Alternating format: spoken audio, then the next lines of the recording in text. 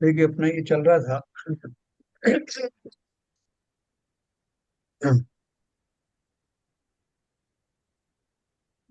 हमें स्पर्शनेंद्रिय, रसनेंद्रिय, घ्राणेंद्रिय, चक्षुरेंद्रिय और कर्णेंद्रिय द्वारा क्रमशः पुद्गल के स्पर्श, रस, गंध, वर्ण तथा शब्द का ज्ञान होता है।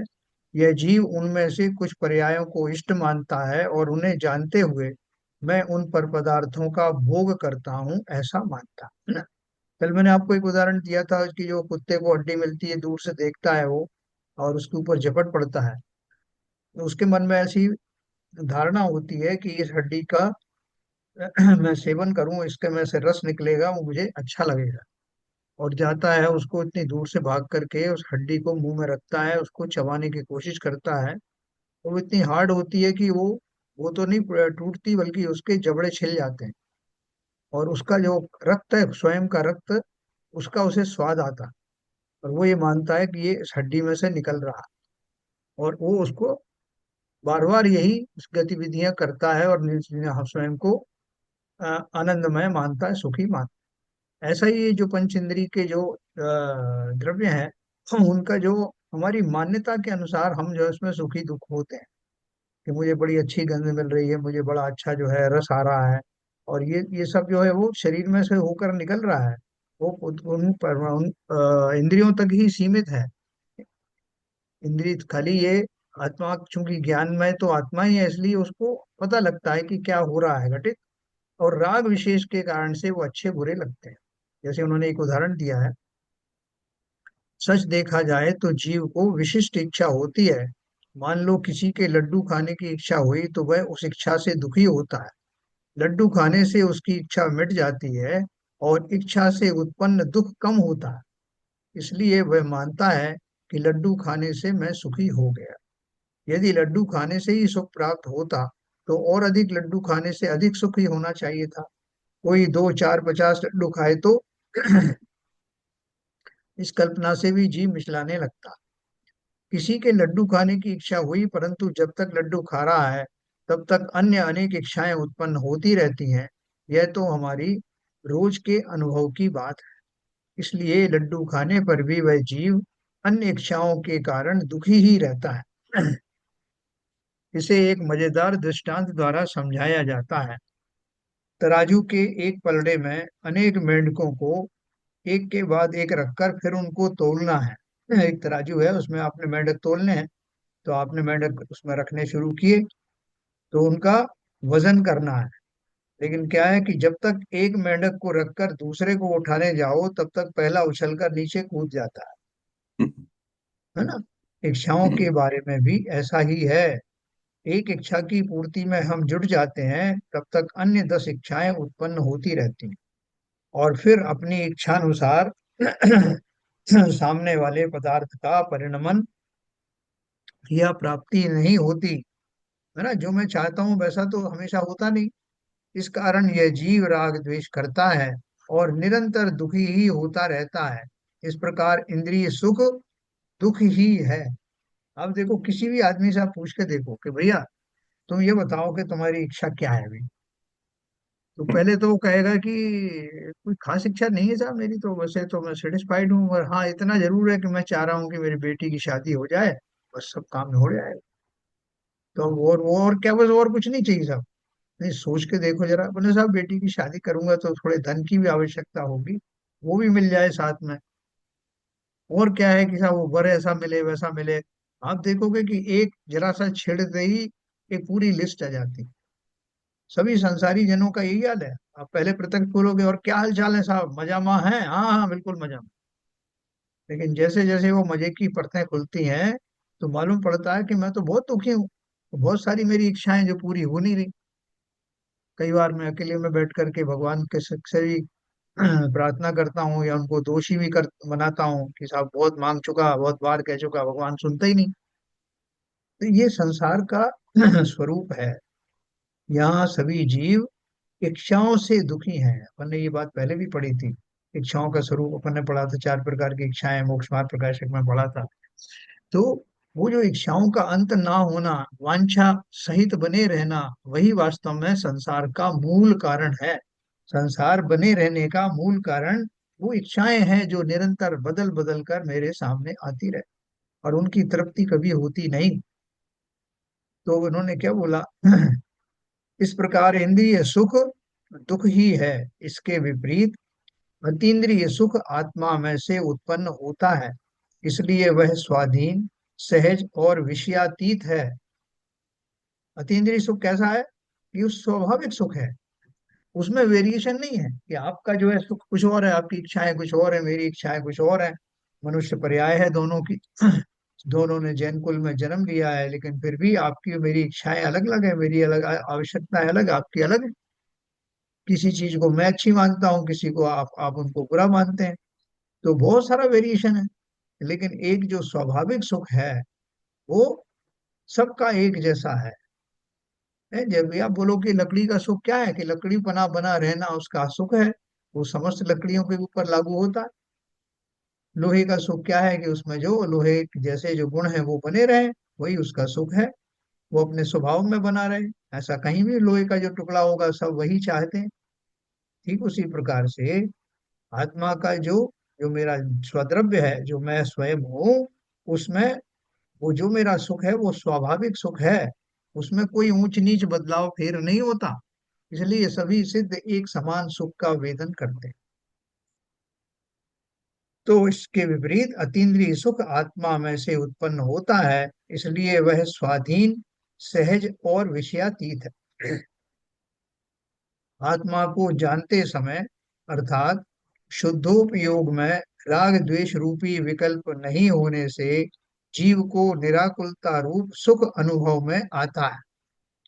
इसे विषय जनित किसी भी सुख की उपमा नहीं दे सकते, इसलिए यह अनुपम है ना। कल ये नीरजा जी ने भी बताया, आप सबने बताया कि वो जो स्वर्ग आदि का सुख है वो तो लगभग इसी जाति का है जो मनुष्य पर्याय में मिलता है। वो थोड़ा सा और रिफाइंड समझ लो, लंबे समय तक मिलता है और ज्यादा अच्छे से मिलता है, उसमें थोड़ी बाधाएं कम आती हैं, इसलिए। लेकिन है वो इसी जाति का, पंचेंद्रिय विषयों संबंधी है। और जब हम मोक्ष की बात करते हैं तो वो कहते हैं वो तो बिल्कुल अलग टाइप का ही है, अलग सुख है। कई बार लोग उसको कंपेयर कर देते हैं कि साहब वो जो स्वर्ग के 1 करोड़ वर्ष और वहाँ का एक पल मोक्ष का बराबर है। वो खाली समझाने के लिए बात करते हैं, लेकिन बराबरी का कोई सवाल ही नहीं होता, क्योंकि उसकी जाति ही अलग है। वो पराधीन नहीं है, स्वाधीन है, सहज है, विषयों से रहित है और चिरकाल तक रहने वाला है, नेचुरल सुख है। इसलिए यह अनुपम है। यह सुख बाधा रहित है, अर्थात कम ज्यादा नहीं होता। अव्ययवाद सुख है ना, संयोग जनित सुख दुख साता वेदनी या असाता वेदनी कर्म के उदय से हीनाधिक होता रहता है। जो हमारा जो सुख है संसार दशा का, वो क्या है कि कभी हमें कुछ अच्छा मिल जाता है, कभी कुछ ज्यादा अच्छा मिल जाता है, कभी धन ज्यादा मिल गया, तो कभी कभी शरीर जो है थोड़ा सा ठीक हो गया, लेकिन कभी कुछ दूसरे संकट आ गए। ऐसा उसमें संयोग जन्य होने से वो बहुत सारी बाधाएं आती हैं, कम ज्यादा होता रहता। परंतु आत्मा में उत्पन्न होने वाले सुख को इन कर्मों का उदय रोक नहीं सकता। ठीक है ना साहब। ऐसा अनुपम अतीन्द्रिय सुख प्राप्त करना कौन नहीं चाहेगा। 6 डाला में कहा है, आत्म को हित है सुख, आत्म को हित है सुख सो सुख, आकुलता बिन कहिए, आकुलता शिव माही न ताते, शिव मगला क्यों चाहिए। है ना। आकुलता रहित सुख मोक्ष में होने से जीवों को मोक्ष मार्ग में लगना चाहिए। यही सच्ची उपलब्धि है, यही सच्चा लाभ है।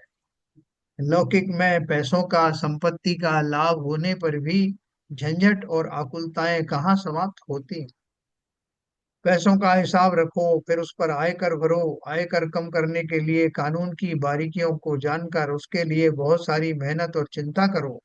आत्मिक सुख में तो कोई कर यानी टैक्स नहीं भरना पड़ता, पूरा नगद व्यवहार, और वो भी टैक्स फ्री।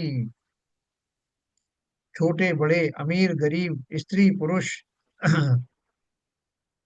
इतना ही नहीं, संगी पंचेंद्री तिरेंच भी इस आत्म सुख का अनुभव ले सकते हैं। संगी पंचेंद्री ले सकते हैं क्या इसका सुख। हाँ, संगी उन्हीं के पंचेंद्र त्रियंच त्रियंच की बात कर रहे हैं। रंच भी लेते हैं ना सब। जब सम्यक जैसे दर्शन होता है तो उनको, जैसे महावीर के जीव को, हाँ, क्या नाम से, सिंह की योनि में उनको उद्बोध किया था, तो सम्यक दर्शन हुआ था, तो वो दूसरे ही भाव में चले गए थे। बिल्कुल है ले ना, बहुत सकते हैं। सारे अपनी प्रतिमानियों की कहानियों में हाथी को सम्यक दर्शन हुआ, सिंह हम्म। की पर्याय में इनको हुआ, ऐसे बहुत सारे जीव हैं। हाँ, बंदर आदि हैं, इन सबको भी जरा सा चिंतन करने दो, वो कितना बड़ा टूल है।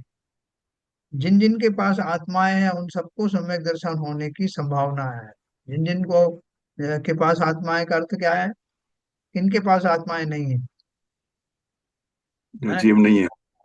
जो जीव नहीं, समस्त जीवों के प्रति तो होने की बात नहीं कि अब वही आत्मा है। मेरे पास आत्मा है ये कहने से तो, व्यवहार में भले ही हम कहते हैं कि अपनी आत्मा का चिंतन करो अपना, ये तो हम कोई अलग थोड़े हैं कि आत्मा अलग है, मैं अलग हूँ, शरीर अलग है। ऐसा कहने में आता है, क्रम पड़ता है, लेकिन आत्मा तो मैं ही हूँ। तो देखो क्या बोल रहे हैं, छोटे बड़े अमीर गरीब स्त्री पुरुष इतना ही नहीं, संगी पंचेंद्री तिरंच भी इस आत्म सुख का अनुभव ले सकते हैं।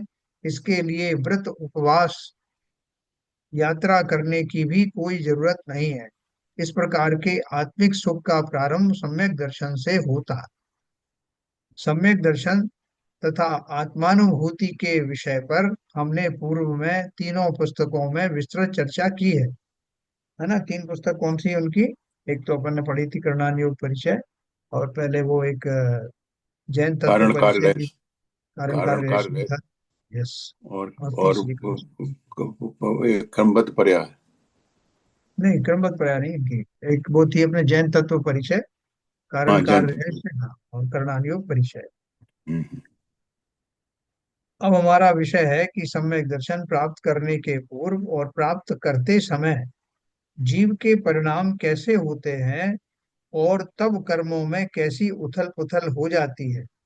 हमें इन सब बातों को जानना है। उसके लिए कर्म संबंधी प्राथमिक जानकारी से हम प्रारंभ करेंगे। तुम यह मत समझना कि पंचलब्धि का विषय छोड़कर मैंने कर्मकांड पढ़ाना शुरू कर दिया है ना, क्योंकि ये उसकी भूमिका है, इसलिए वो बोल रही है। प्रत्येक जीव अनादि से ही कर्म से बंधी हुई अवस्था में पाया जाता है ना। पहले से, जब से सृष्टि है तब से ही सभी जीवात्माएं कर्मों से युक्त हैं, अनादिकाल से। जो मिथ्यात्व जो है हमारा अनादिकाल का है। ऐसा कभी नहीं होता कि जीव पहले शुद्ध था और बाद में उसने कर्म को बांधा हो।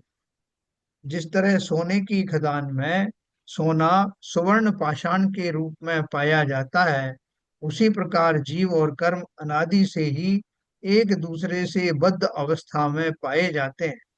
फिर भी दोनों द्रव्यों का अस्तित्व भिन्न ही रहता है।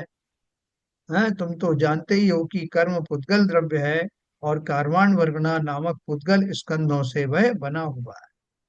अभी किसी भी खदान में आप निकालें तो अपन को मालूम पड़ा साहब, ये कॉपर की खदान है, ये गोल्ड की खदान है, ये लोहे की खदान है। तो उन खदानों में क्या रहता है?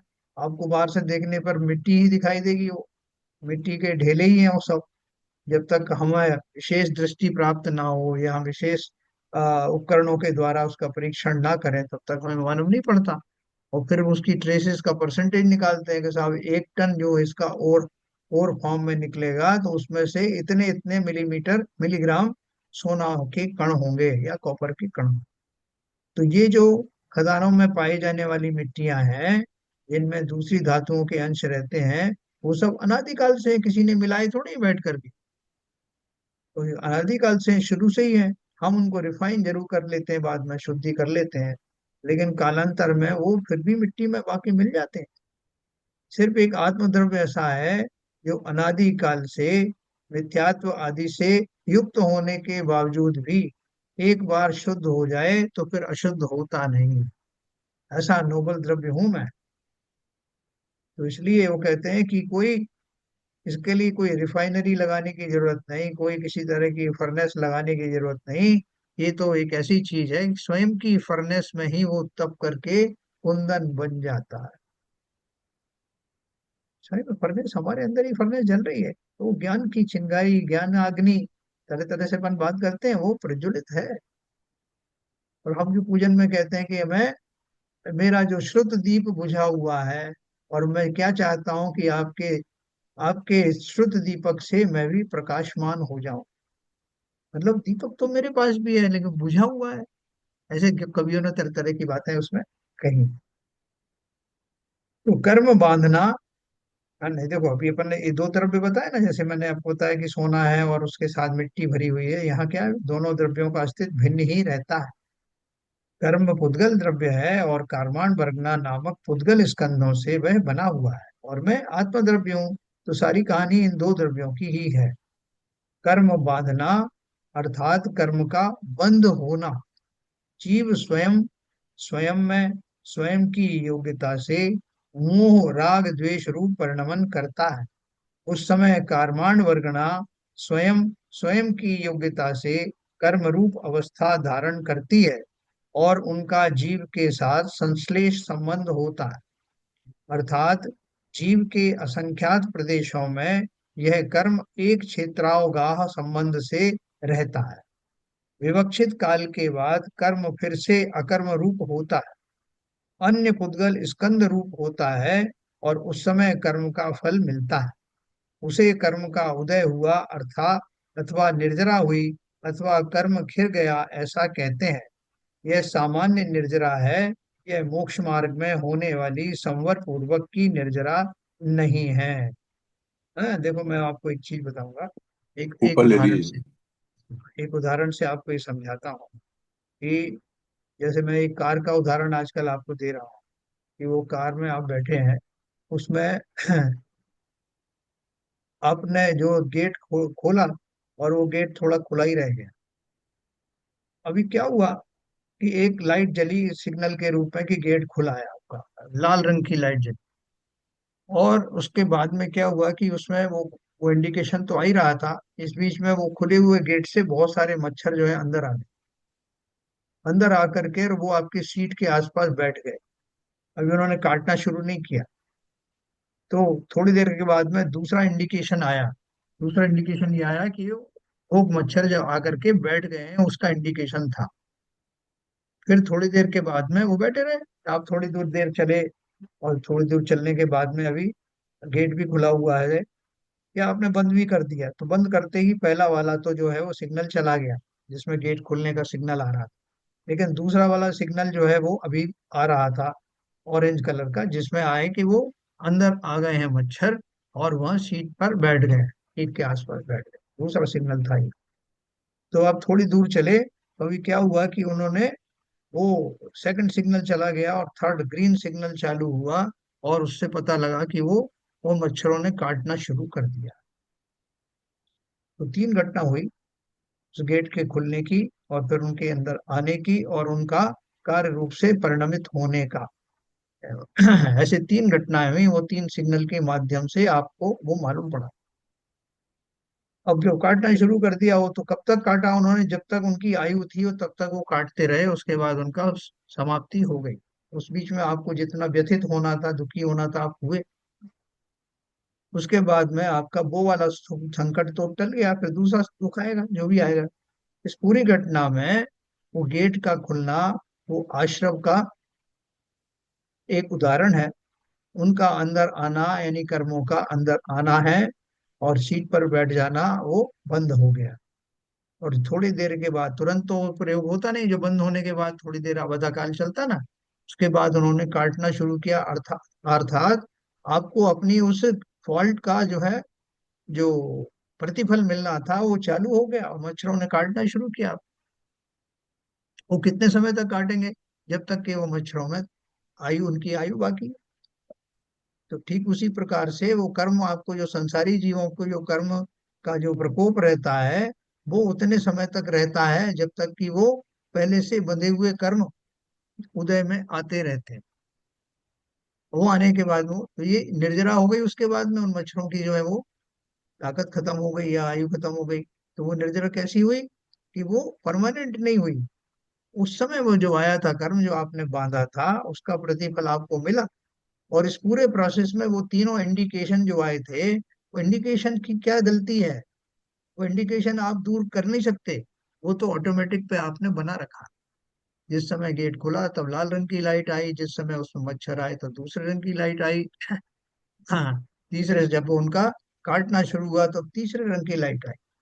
आप उन सिग्नल को अगर बंद कर देंगे तो वो घटना थोड़ी बंद हो जाएगी।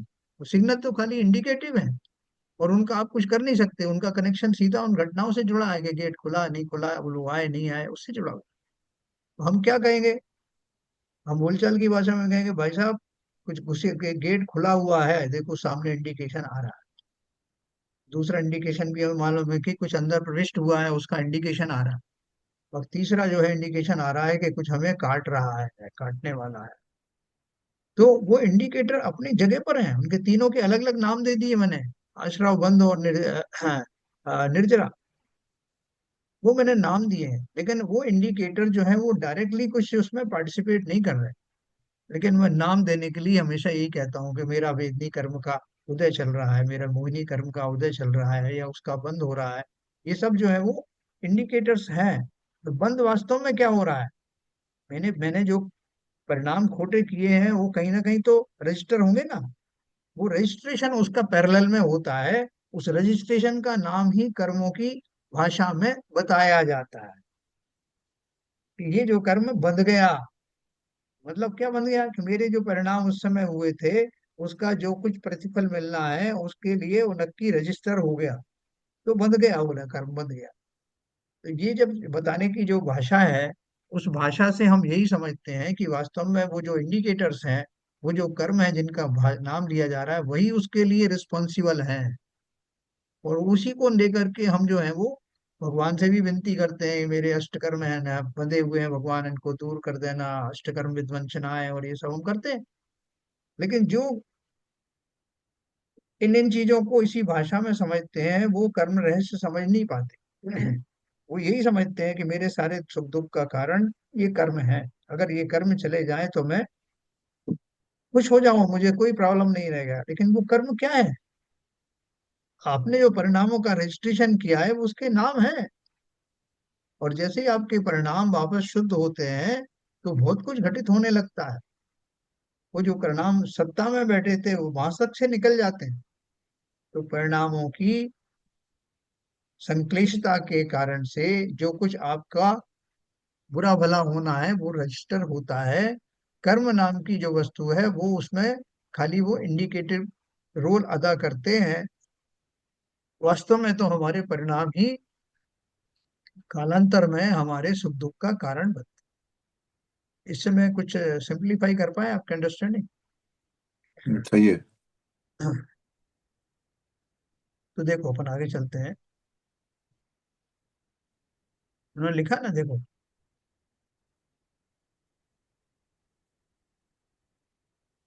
कर्म बांधना अर्थात कर्म का बंध होना। जीव स्वयं स्वयं में स्वयं की योग्यता से मोह राग द्वेष रूप परिणमन करता है। उस समय कर्माण वर्गना स्वयं स्वयं की योग्यता से कर्म रूप अवस्था धारण करती है। ये बाई डिफॉल्ट होता है उसका, अपने मेरे भावों का निमित्त पा करके वो घटना परमाणुओं में होती है, और उनका जीव के साथ संश्लेष संबंध होता है। अर्थात जीव के असंख्यात प्रदेशों में यह कर्म एक क्षेत्रावगाह संबंध से रहता है। जहाँ जहाँ में जीव के प्रदेश रहते हैं वहीं पे वो कर्माण वर्गणाओं रूपी कर्माण शरीर जो है वो कहाँ है? पूरा संपूर्ण शरीर में आत्म प्रदेश के आसपास रहता है, अंदर प्रविष्ट नहीं होता है, ये ध्यान रखना। आत्मा के प्रदेशों में कोई पदार्थ, अन्य पदार्थ, पुद्गल आदि अंदर प्रविष्ट होता नहीं। लेकिन जैसे छा गया, बादल जैसा छा गया, तो उसको अपन यही बोलते हैं कि उसका एक क्षेत्र होगा संबंध, के उन्हीं क्षेत्र में वो रह रहे हैं, उसी क्षेत्र में मैं रह रहा हूँ।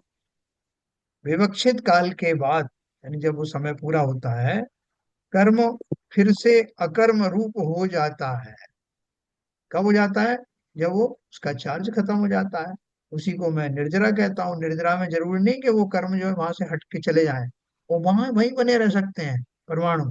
लेकिन उनका चार्ज समाप्त हो जाता है, वो अकर्म रूप हो जाते हैं। सामान्य पुद्गल परमाणु बन जाते, अन्य पुद्गल स्कंद रूप होता है, और उस समय कर्म का फल मिलता है। जिस समय वो उनका जो कन्वर्शन होता है, उनके जब चार्ज जो है उनका निकलता है, चार्ज का फल मिलता है, तो हमें जीव को उसका फल मिला ऐसा कहा जाता है। उसे कर्म का उदय हुआ अथवा निर्जरा हुई अथवा कर्म खिर गया कहते हैं। यह सामान्य निर्जरा है, यह मोक्ष मार्ग में होने वाली संवर पूर्वक की निर्जरा नहीं है, जो मैंने आपको सर, उदाहरण दिया था। हाँ। जब वो अच्छा। कर्म का जब उदय होता है, हाँ। तो जो कर्मा वर्गणाएं हैं हाँ। और जो उनके स्कंद हैं, हाँ। तो वो आत्मा से फिर भी वो इस क्षेत्रावास स्थान में बने रहते हैं, क्या वो शरीर से निकल जाते हैं? हाँ, वो दोनों चीजें पॉसिबल हैं, ऐसा शास्त्रों में ऐसा आता है कि वो हम्म। जो है अकर्म रूप होकर के वो वर्गनाएं वहीं पड़ी हुई रह सकती हैं, लेकिन वो कोई कार्यकारी नहीं रही, या वो वहां से निकल भी जाती हैं, दोनों चीजों की संभावना होती है। अच्छा। हाँ, दोनों चीजें आप अभी पढ़ेंगे तो उसमें आएगा कि वो वहीं हम्म। पड़ी रहे या कहीं बाहर चली जाए, लेकिन अब वो किसी तरह का हमारा बिगाड़ नहीं, वो सुधार तो बात सही, वो तो समझ में आ गई कि वो निष्क्रिय हो जाती हैं। निष्क्रिय हो जाती है मगर किसी तरह। मगर जो परमाणुओं के स्कंद हैं जो निष्क्रिय हैं, हाँ। वो आपने बताया अभी कि वो वहां भी रह सकती हैं और बाहर भी निकल सकती हैं। हाँ, अभी देखो उसका एक और रहस्य है कि अभी आपके जो है वो राग द्वेष आदि परिणाम तो दूर हुए नहीं है, अभी आपके फिर से जो है आपके भाव खराब हुए, तो वही परमाणु फिर से जो है वो कन्वर्ट होकर के वहीं के वहीं वो चार्ज पार्टिकल बन जाते बाहर से स्कंद आने की जरूरत नहीं है। हैं। नहीं है। तो वो रहस्य क्यों, अब आप कहोगे कि साहब कौन से कर्म जो है, कौन से परमाणु वहीं पड़े रहते हैं, कौन से बाहर जाते हैं, कौन से जल्दी का कर्म, तो ये सारी चीजें जो है वो इसका भी पूरी व्याख्या है कि कौन से कर्म जो है वो तुरंत वो फल फल देने वाले होते हैं, वो तुरंत कन्वर्ट होते हैं, कुछ तो भी उनका पूरा रहस्य है, सबका गणित है। तो कर्म के उदय के समय कर्म का फल मिलता है, उस फल में जीव इष्ट अनिष्ट पने की कल्पना करके मोह राग द्वेष करता है और नित्य नया कर्म बांधता रहता है। देखो हम तो छोटी छोटी सी चीजों को जैसे ही कुछ घटित होता है हमें तुरंत हमें मोह राग द्वेष जो है उत्पन्न होते हैं, और ये फलता है हमारा नए कर्म बनते हैं और हमारा संसार चलता रहता है। अभी जैसे अपन वो गज कुमार मुनि की बात करते हैं, उन कितना बड़ा कर्म का उदय आया कि उनके शरीर को सीधा भस्म कर दिया गया, और उस समय उन्होंने मोह राग द्वेष नहीं किया। इसका प्रमाण क्या है? इसका प्रमाण ही ये है कि उनको केवल ज्ञान हो गया, और केवल ज्ञान ऐसे हो जाता है क्या? शरीर से अत्यंत मोह धारण पूर्वक संक्लेशित परिणाम के होते हुए केवल ज्ञान हो सकता है क्या? उनको नहीं। केवल ज्ञानी ने बताया कि उनको केवल ज्ञान हुआ, और केवल ज्ञान हुआ तो मतलब कैसे उनके सहज परिणाम रहे होंगे उस समय भी, है ना? इसका अर्थ क्या है? ये संभव है जब उनके लिए इतना बड़ा उपसर्ग सहन करके और केवल ज्ञान के योग्य समता बनाने तक का शक्ति थी, तो हम और आप इस छोटे मोटे जो संकटों से कैसे आहत हो जाते हैं, नए कर्म कैसे बांध लेते हैं। हम भी तो मनुष्य हैं, हमें तो इतने बड़े बड़े कर्मों का उदय आया भी नहीं है, छोटी मोटी चीजें हैं, तकलीफें हैं।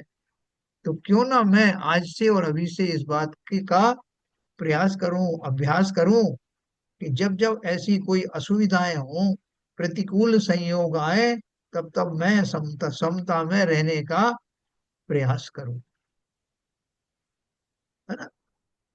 जो प्रतिकूल है अनुकूल कहूं प्रतिकूल कहें, यह झूठी मन की जाता है। शक्ति है। तो ये जब तक हमारे अंदर ये नहीं आएगा, अभ्यास करना चाहे हमारे पास बहुत टाइम है, बहुत टाइम इन द सेंस जितना जीवाई पर्याय में समय शेष है, सारी पर्याय में हम इसकी प्रैक्टिस कर सकते हैं। वो जो गजकुमार मुनि ने प्रैक्टिस तो कर रखी होगी ना पहले से, अचानक थोड़ी सी इतनी क्षमता आ गई, कई कई भवों की प्रैक्टिस थी। और हमारी भी प्रैक्टिस कम नहीं है, अभी हमने चालू नहीं किया उसका उपयोग करना। इतने धैर्य पूर्वक हम जिनवाणी का श्रवण कर रहे हैं, ये बात हमारे समझ में आ रही है, इसका अर्थ ये है कि हमारे अंदर भी वो शक्तियां काफी भरी हुई हैं, और उसका अपने को अभ्यास करना है। बड़े से बड़े संकट जीवन में आएंगे, और सब कुछ अपना अगर हमने उसको अपने स्वभाव के अनुसार उसको ढाला, मोह राग द्वेष में नहीं पड़े, तो हमारा मुक्त होना बिल्कुल स्वाभाविक है, गारंटेड है। इसकी प्रैक्टिस करना है। तो कर्म के उदय के समय कर्म का फल मिलता है, उस फल में जीव इष्ट अनिष्टपना की कल्पना करके मोह राग द्वेष करता है और नित्य नया कर्म बांधता रहता। प्रतिकूल संयोगों में क्रोधित होकर संसार बढ़ाया है ना। तो वो हमारा जो प्रतिकूलता से जो संसार बढ़ रहा है, उसको हम ही संभाल सकते हैं। बेटियों, हम भी अनादि काल से प्रत्येक समय में नए नए कर्म बांधते आ रहे हैं, और पूर्वबद्ध कर्मों के फल भी प्रत्येक समय में भोगते आ रहे हैं। दोनों चीज चल रही है, बंध भी चल रहा है, उदय भी चल रहा है। प्रत्येक समय में पुराने कर्म का उदय और नए कर्म का बंध होता रहता है, और इस प्रकार जीव के साथ कर्मों की सत्ता निरंतर बनी रहती है ना। दोनों नल खुले हुए हैं, टंकी में पानी आ भी रहा है और टंकी से बाहर भी निकल रहा है। यह जीव निरंतर विभिन्न प्रकार के परिणाम करता है और उसके निमित्त से विभिन्न कर्म बांधता है, जिसके फलस्वरूप वह चार गति और 84 लाख योनियों में भटकता रहता है, जन्म मरण के फेरे करते हुआ घूमता रहता है। एक इंद्री से पंचेंद्री तक के विविध पर्यायों में जन्म लेता हुआ यह जीव स्वयं को उस पर्याय रूप ही अनुभव करता है कि मैं चिड़िया हूँ, मैं खरगोश हूँ, है, मैं हाथी हूँ, मैं घोड़ा हूँ, मैं मनुष्य हूँ। ये भाव उन जीवों को, सभी जीवों को जिस जिस पर्याय में जाते हैं, उस पर्याय संबंधी ही अपना स्वरूप मानते हैं। जो चार इंद्री तक के जीव हैं, वो तो बेचारे वैसे ही उनको इतना ज्ञान है नहीं है, असहनी है, संगी नहीं है। जो संगी पंचेंद्रिय हैं, जो ये सोच सकते हैं, वो भी उल्टा ही सोचते हैं, है ना। वो सोचते ही नहीं है कि मैं इन सबसे अलग हूं, मैं जो पर्याय जितनी दिख रही है उतना मात्र नहीं। इस तरह यह जीव पर्याय मूढ़ होकर, भिखारी बनकर, पर द्रव्यों से सुख की भीख मांगते हुए दर दर भटकता है। किससे भीख मांगता हूँ? परद्रव्यों से मांगता हूँ कि वो मैं उनके साथ में ये भी मानता हूँ कि उन परद्रव्यों का देने वाला कौन है। जो परद्रव्य हैं, भोजन आदि हैं, वस्तुएं हैं, उनके प्रति मेरा बहुत लगाव रहता है, काश ये मुझे मिल जाए और उनसे मुझे सुख की प्राप्ति हो। फिर मुझे पता लगता है कि ये जो है ऐसे नहीं आने वाले, इसके लिए किसी किसी देवी देवता की शरण में जाना पड़ेगा, तो उससे कहीं पुण्य बांधना पड़ेगा, तब ये पदार्थ मेरे पास आएंगे।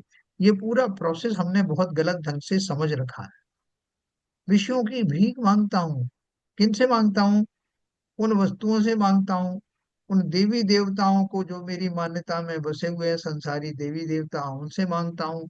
या कुछ कुछ तो मैं इतना उद्दंड हो जाता हूँ कि डायरेक्टली उन वीतराग सर्वज्ञ से ही मांगने लगता हूँ। जिन्होंने सब कुछ छोड़कर वीतराग अवस्था धारण की, उनसे ही मांगता हूँ विषयों की भीख, कि भगवान मेरा जरा ध्यान रखना, मेरे धन वन का जरा ध्यान रखना, मेरे स्त्री पुत्र पुरुष जो हैं उन सबकी थोड़ा ध्यान रखना, मेरा स्वास्थ्य ठीक कर देना। बहुत सारी मेरी लिस्ट है, कि मांग ही रहा हूँ तो कौन सी कमी है। वो है ना पारसनाथ जी की जो पूजन लिखी है ना उन्होंने, तो उसमें वो लिखी ना कि जब मैं मांगने के लिए उतारी हुआ हूँ, तो अब आपसे मांगने में देर क्यों करूं, मांग लूं आपसे। जब मांगने ही आया हूँ और ये मालूम कि सब कुछ मिलेगा, तो क्यों ना मांगू।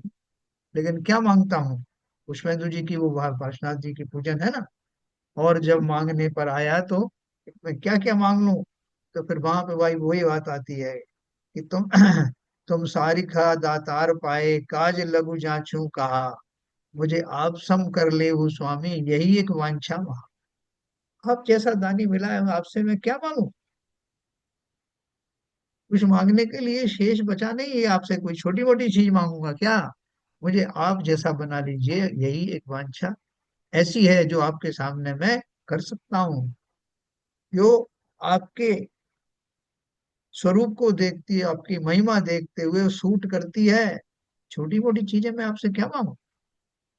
तो यहाँ वही बात कर रहे हैं, यह जीव पर्याय विमूढ़ होकर भिखारी बनकर पर द्रव्यों से सुख की भीख मांगते हुए दर दर भटकता है। अपनी इस दयनीय अवस्था का हमें भान हो जाए तो रोना आ जाए, परंतु स्वयं की मूर्खता के कारण अज्ञानता से इसी में सुख मानकर यह जीव स्वयं को बड़ा मानता है, सुखी मानता है। आप चले जाओ वहां पर, त्र्यंबकेश्वर चले जाओ या कोई जो दूसरे तीर्थों में चले जाओ, तो वो आपको पंडे पुजारी जो है आपको कहेंगे साहब के इतना इतना रुक दक्षिणा दो आप, तो आपको हम रुद्राभिषेक करवा देंगे आपको, और आपको बहुत फायदा होगा उससे, शिव जी की कृपा हो जाएगी और आपके बाल बच्चे सुखी रहेंगे और आपकी इच्छाएं की पूर्ति हो जाएगी। और अपन भी अंधभक्त की तरह से पैसा देने में पीछे नहीं हटते, क्योंकि वांछा ये है कि इससे काम बन जाए तो बहुत बढ़िया है। और वही परिपाटी हमने अभी जैनियों में भी शुरू कर दी है ना। देखो अपन शांति धारा अभिषेक करते हैं, निरपेक्ष भाव से क्यों नहीं कर सकते। वो तो वास्तव में जिन्हें देव का गुणगान गुणगान और बहुमान के लिए किया जाता है। जो भी अभी परिपाटी चली भी है, तब भी पहले तो शांति धारा होती नहीं थी, लेकिन उसको लोगों ने अपना एक इनकम का सोर्स बना लिया कि मंदिर का इनकम होगी। और बड़ी बड़ी बात कर वो भी करने लगे, जैसे दूसरे दर्शन होती कि इसको करने से शांति धारा जिसने की उसका ये फायदा हो गया, उसने की तो वो फायदा हो गया। तो लोग लिखवा देते हैं, अभी आश्वस्त हो गए, क्या पता भगवान को मालूम हो या ना हो कि मैं कौन करा रहा हूँ और किसके लिए करा रहा हूँ, तो वो लिखवा देते हैं। फला फला आदमी, पूरा परिवार का एक भी जन बच्चा छूटे ना उसका, सबका नाम लिखवाता हूँ। और वो कारण भी लिखवाता हूँ कि किसके लिए कर रहा हूँ, कि मुझे कोई स्वास्थ्य लाभ चाहिए है, या मुझे व्यापार में घाटा हो गया है उसके लिए चाहिए, लिखवाने लगे बेशर्मों की तरह। तो देखो कितनी विचित्र बात है, जो वीतरागता का पोषण करने वाला धर्म है, वीतराग विज्ञान जिसे कहते हैं, उस धर्म के अनुयायी अपने उस सर्वज्ञ को भूलकर, उसके वीतरागी स्वभाव को भूलकर उससे राग की भीख मांग रहे। पैसों में बिक रहे हैं वो भगवान, इतने पैसे देंगे तो। पर अपन बोलते भी हैं कि जो लोग अभिषेक जो शांति धारा कर रहे हैं, देख रहे हैं, फलाने कर रहे हैं, वो सब सुखी हो जाएंगे। मतलब बाकी लोगों के हमें कोई मतलब नहीं, उनका जो होना हो, पैसे लो ना, पैसे नहीं दिए तो कैसे सुखी हो जाओ। क्या कैसा भ्रामक चीजें चल रही हैं। सिद्धांत को हमने ताक पर रख दिया, और हम भी दूसरे दर्शनों की तरह से उसी तरह भिखारी हो गए। सबसे बड़ी बात को कहते हैं हम वीतरागी हैं, कहते हैं हम उन्हें अंतर्यामी हैं, लेकिन हम अपनी सारी व्यथा अपनी उस नाम के साथ में लिखवा देते हैं।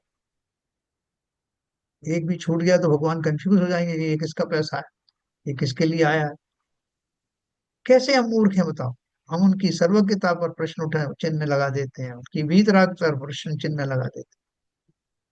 आप निरपेक्ष भाव से करो ना, जो भी करना है उनका बहुमान करने के लिए करना है तो करो, लेकिन ऐसे निदान बांध करके करना पुण्य की प्राप्ति नहीं, पाप का कारण बनता है। वो विनम्र सागर जी ने कितना स्पष्ट कहा, लेकिन लोग अपने काम की बात सुनते हैं।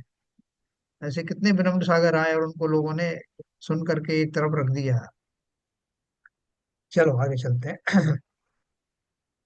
पर्याय मूल का अर्थ होता है, हाँ अपन ने पढ़ा, अपनी इस दयनीय अवस्था का हमें भान हो जाए तो रोना आ जाए, परंतु स्वयं की मूर्खता के कारण अज्ञानता से इसी में सुख मानकर यह जीव स्वयं को बड़ा मानता है, सुखी मानता है। पर्याय मूल का अर्थ होता है प्राप्त पर्याय में एकत्व बुद्धि। पर्याय मूल किसे कहते हैं, कि मैं अगर मनुष्य हूं तो मनुष्य पर्याय में ही सब कुछ, अपना सुख दुख उसी में खोजना, मैं इतना ही हूँ, जो मेरा जो पर्याय मिली है उतना ही मात्र हूँ। मनुष्य पर्याय का जीव स्वयं को मनुष्य मानता है, त्रियंच पर्याय का जीव स्वयं को त्रियंच मानता है। उस शरीर से, स्वयं के भिन्न अस्तित्व से वह अनजान रहता हाँ। है ना? कितने जीव ऐसे होंगे ये बताओ आप, गिनती पे भी नहीं आ सकते हो, जिन्हें इस बात का भान है कि मैं कौन हूँ। तो हम और आप भी जो है थोड़े से तो बेटर हैं, कि हमने कम से कम पढ़ा है, लेकिन मान्यता के आधार पर हमें उनमें कोई विशेष फर्क नहीं। हम और आप भी वही स्वाध्याय के बाद में हम निकलेंगे तो हमारा व्यवहार में भी कोई विशेष परिवर्तन नहीं है। हम भी वो उसी तरह की जो है वो वार्तालाप संसार में करते हैं, वैसे ही मानते हैं, अनुकूलताएं प्रतिकूलताओं को वैसे ही मानते हैं। मैं रोगी हो जाता हूँ, मुझे कोई और धन आदि की कमी हो जाती है, किसी और तरह की मेरे परिवारजनों पर संकट आता है, तो मैं भी वैसे ही बिहेव करता हूँ जैसे और लोग करते हैं। अब देखोगे कोई विशेष अंतर नहीं। हाँ, वो इतना ही है हम कि हम पढ़ रखा है हमने या पढ़ते रहते हैं, लेकिन उसकी प्रैक्टिस नहीं करते। और जब तक प्रैक्टिस नहीं करोगे ये ज्ञान इस पर्याय के साथ ही समाप्त हो जाएगा, कोई लाभ विशेष होने वाला नहीं। इसलिए इसका विशेष लाभ उठाना है तो इसका अभ्यास इसी पर्याय में करना प्रारंभ करें। हमें कोई रोक नहीं रहा कि साहब इतनी बड़ी घटना हुई, आप ज्यादा दुखी क्यों नहीं हुए? जैसा मैं दुखी हो रहा था या आप पहले होते थे, आप ऐसा क्यों नहीं हो रहे हो? आपने क्यों दुखी होना बंद कर दिया? या आपकी लॉटरी लग जाती तो पहले कैसे उछलते थे, शेयर मार्केट ऊपर जाता था, अभी क्या हो गया आपको, आप उतना खुशी नहीं दे जाहिर करते हो? तो ये कौन सा तरीका है जीवन जीने का? सुख का जब समय आए तो खूब खुद सुखी महसूस करो, दुख का आए तो जैसे हम करते हैं। अगर हम उन्हीं भावों में जी रहे हैं तो हम में और बाकी जीवों में कोई अंतर नहीं। तो ये इस बात का विशेष ध्यान रखें, जिन्हें ध्यान ही नहीं, जिन्हें ज्ञान नहीं, जिन्होंने कहीं पढ़ा नहीं, चलो उनकी बात तो छोड़ो। हम तो इस अपेक्षा से अपेक्षाकृत तो ज्ञानी है ही ना। उसका अवश्य अभ्यास करो। जीवन संकटों से भरा हुआ है, ये एक प्रयोगशाला है। वो प्रयोगशाला में हमें बाय डिफॉल्ट वो सब चीजें मिली हैं जिनकी प्रैक्टिस हम कर सकते हैं। जो ट्रस्ट के हॉस्पिटल होते हैं ना, जैसे यहाँ पे येरला वगैरह का है, तो वहां पर वो जो मरीज आते हैं, मरीजों से तो बहुत नॉमिनल 10 रुपए की में उनकी फाइल बन जाती। तो उसका इतने बड़े हॉस्पिटल का खर्चा किससे लेते हैं? बोलते वो उनसे जो छात्र वगैरह आते हैं उनसे वो फीस के रूप में वसूल किया जाता है कि तुम्हें फ्री में हम ये पेशेंट्स दे रहे हैं, जिनके ऊपर आप प्रैक्टिस कर रहे हो, ये आपको फ्री में दिए जा रहे हैं। तो ठीक उसी तरह से हमारे पास में ये जो संसार रूपी प्रयोगशाला है, इसमें इतने सारे जीव हैं जो हमारे टेस्ट करने के लिए, प्रयोग करने के लिए हमें दिए जाते हैं। ये क्षण, दुख और सुख के जो क्षण हैं, हमारी परीक्षा के लिए आते हैं। इन पे करो ना प्रैक्टिस कि देखो ये प्रतिकूलता आई, अब आप कौन सा फार्मूला अपनाओगे कि आप दुखी ना हो? अब देखो आपको थोड़ा धन मिल गया है, कौन सा अपनाओगे कि आप जो है होकर सुख में मगन न फूलें, दुख में कभी न घबरा। ये तो बहुत बार गा लिया। अब ये आपको क्षण मिल रहे हैं, आप करके दिखाओ। ये कितनी अच्छी बात है, फ्री में आपको ये दुनिया मिली हुई है जिसपे आप ये एक्सपेरिमेंट कर सकते हो, स्वयं के लिए, स्वयं के लाभ के लिए। तो उन्होंने लिखा, अत्यंत दुर्लभ मनुष्य भव और महादुर्लभ जिनवाणी श्रवण का सौभाग्य प्राप्त होने पर भी धन संपत्ति की लालसा ने इस जीव को वश में किया है। लालसा रूपी भूत इसके गर्दन पर सवार होकर दिन रात इससे बैल घोड़ा आदि जानवरों की भांति काम करवाता है। देखो तो इसकी दुर्दशा, जानवरों को भी दो वक्त दाना पानी और रात में नींद नसीब होती है, परंतु यह उल्लू जीव खाने पीने की, नींद की परवाह किए बिना संपत्ति इकट्ठी करने के लिए दौड़ रहा। भिखारी 4 8 आने की भीख मांगता है, परंतु यह तो बड़ा भिखारी है, इसकी लालसा तो कभी समाप्त ही नहीं होती। यह जीव बहाना बनाता है कि मैं तो बीवी बच्चों के लिए मेहनत कर रहा हूँ, परंतु क्या इसे बीवी बच्चों की तरफ देखने की भी फुर्सत है? आत्मिक शांति और आत्मचिंतन की तो बात दूर ही रही है। एक एक पैराग्राफ पढ़ के समाप्त करूंगा। हाँ, तो हम कर्म संबंधी चर्चा कर रहे थे। जीव के साथ कर्म बंधा हुआ है, प्रचंड प्रमाण में उसकी सत्ता कायम बनी रहती है। उसमें से प्रति समय पुराने कुछ कर्म निकल जाते हैं, अर्थात उदय में आते हैं, और प्रति समय नए कर्म बंधते हैं। प्रत्येक समय में अनंत कर्म परमाणु बंधते हैं, बद्ध होते हैं। उनकी संख्या को समय प्रबद्ध कहते हैं। पूर्वबद्ध कर्म में से उतने ही अनंत परमाणु उदय में आकर निकल जाते हैं। ये अपन टॉपिक कल फिर से पढ़ेंगे। अभी मात्र जो मैंने आपको एक बात बताई कि जीवों को,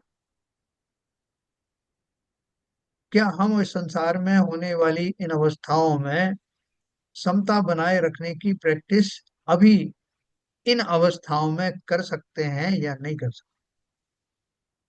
बताओ भाई, ललित जी बताओ, प्रैक्टिस कर सकते हैं कैसे?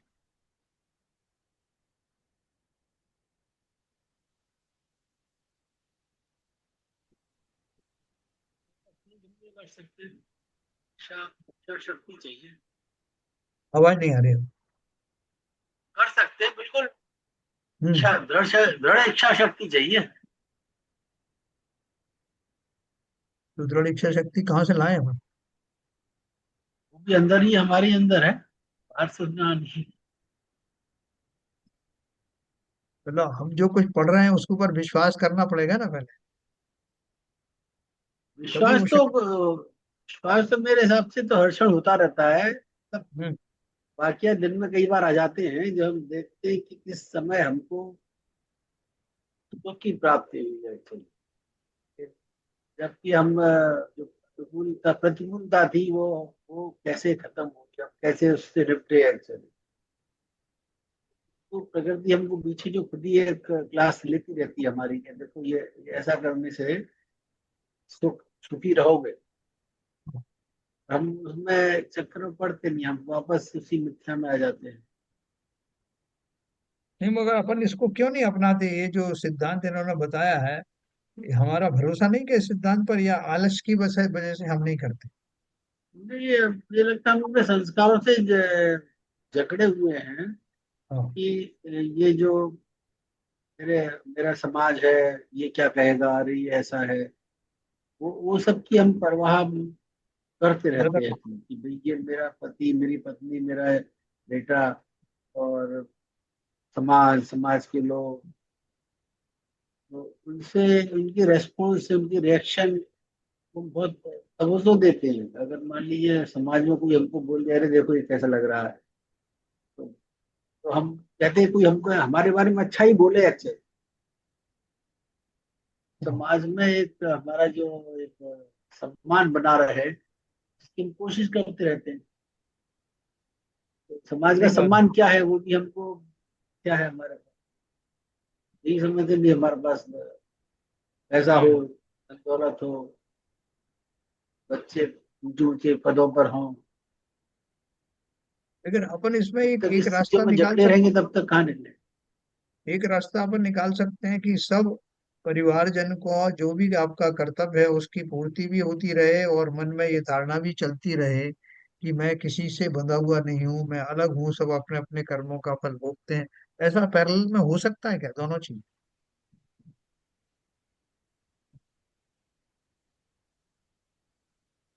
कैसे होगा पता नहीं, कह नहीं सकता। बताओ, नीरजा जी बताएं।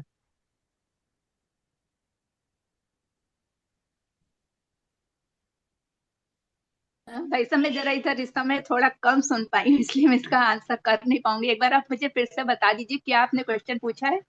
हाँ, क्वेश्चन ये है कि अगर हम जैसे ये जो कुछ हमने सिद्धांत पढ़ा है वो सुन करके, हम अगर अपना जो भूमिका का निर्वाह भी करना चाहते हैं, कोई पति है, पत्नी है, माँ है, बेटी है, जी। तो वो जो लौकिक मेरी जो भूमिका है उनका निर्वाह भी हो जाए, और ये सिद्धांत का पालन भी हो जाए कि मैं उनसे अटैच ना रहूं, ये दोनों चीजें एक साथ संभव है क्या?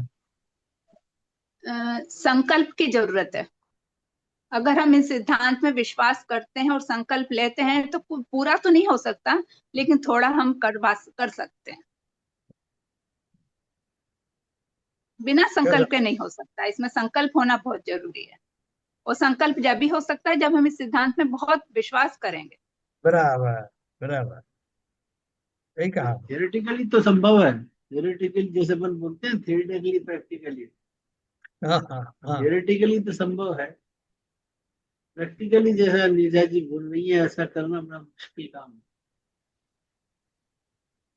उसमें देखो, इसमें भी एक दो चीज है जो मैं, अपन पुरुषार्थ की बात करते हैं ना, इन्होंने संकल्प शब्द यूज किया उसके लिए, कि मैं उसके लिए अगर पुरुषार्थ करूं कि अब से मैं ऐसा ही करूंगा कि मैं उनमें ज्यादा अंदर में संश्लेषित परिणाम नहीं रखूंगा, मान लो मेरी पत्नी की तबीयत खराब हो रही है, मेरे बच्चों को जो है बराबर जॉब वाब नहीं मिला हुआ है, तो मेरा जो है चिंतामग्न होना स्वाभाविक है।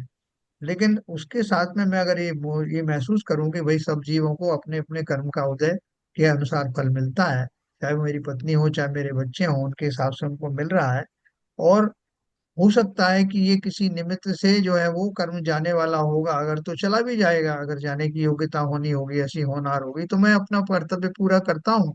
वैसे पत्नी बीमार है तो डॉक्टर के पास भी ले गया, बच्चों की नौकरी आदि के लिए प्रयास भी कर रहा हूँ। लेकिन वो अगर नहीं हो रहे हैं या जब होने की प्रोसेस में है, तो मैं खेद खिन्न जितना पहले होता था अब नहीं होता हूँ, क्योंकि मुझे मालूम है कि मेरी लाख प्रयत्न के बावजूद भी इन जीवों को वही मिलना है जो उनके प्रारब्ध में है। तो ऐसा भाव रखने से मेरा जो आकुलता है वो किंचित कम हो सकती कि नहीं हो सकती? जैसे खारगर अपने यहाँ समाज से भी एक बड़ी दीक्षा ली थी सर, हाँ। कुछ साल पहले। यहाँ अपने हाँ। समाज से ही एक हाँ, एक जीव व्यक्ति ने थे। ली थी। हाँ। तो अब वो दीक्षा लेने से पहले जो काल रहा होगा उसका, कई जो वर्ष निकले होंगे, वो उनके किस अवस्था में निकले होंगे? जो आप कह रहे हैं वही अवस्था रही होगी कि वो डिटेच महसूस करते रहे और सांसारिक चीजों से अपना कर्तव्य निभाते रहे, डिटैच हो गए, और उस तरह से इनिशियल कार्यकाल निकाला, फिर बाद में वो पूर्ण रूप से डिटैच होके दीक्षा ले ली। हाँ, सही कहा आपने। ये बहुत अच्छा उदाहरण दिया है कि यही अपने मंदिर में डेली आते थे, और उनके भाव भंगिमा से भी लगता था पत्नी सहित आते थे पूजन करने। लेकिन वो धीरे धीरे करके इससे विरक्त होते गए संसार से। उन्होंने अपनी जो है वो बता भी दिया मंतव्य लोगों को, और धीरे धीरे करके उनकी उदासीनता देख करके लोगों को भी लगा कि ये दीक्षा जरूर लेंगे, और एक दिन उन्होंने ली भी दीक्षा। तो अपन इस पर और चर्चा करेंगे कल, अभी समय हो गया। तो इस पर कि दोनों अपन को वही करना है कि संसार में रहते हुए अपने फर्ज का पूरा करते हुए भी संसार से डिटैच कैसे कर सकते हैं, इसी की बात अपन कल और करें। चलिए, अभी समय हो गया। जिनवाणी स्थिति का।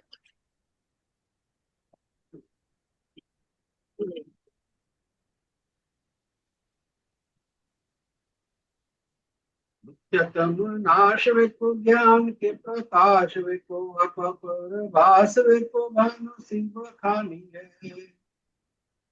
छह द्रव्य जान विको बंध विधि भान विको अपर छान विको परम प्रमाणी है। अनुभव बताए वे को जीव के जताए वे को कहु न सताए वे को भव्य और रानी है। जहाँ तहाँ तार वे को पार के उतार वे को सुख विस्तार वे को यही जिनवाणी है। हे जिनवाणी भारती तो है जपूंदन रहे, तेरी शरण गए सो पावे सुख चैन।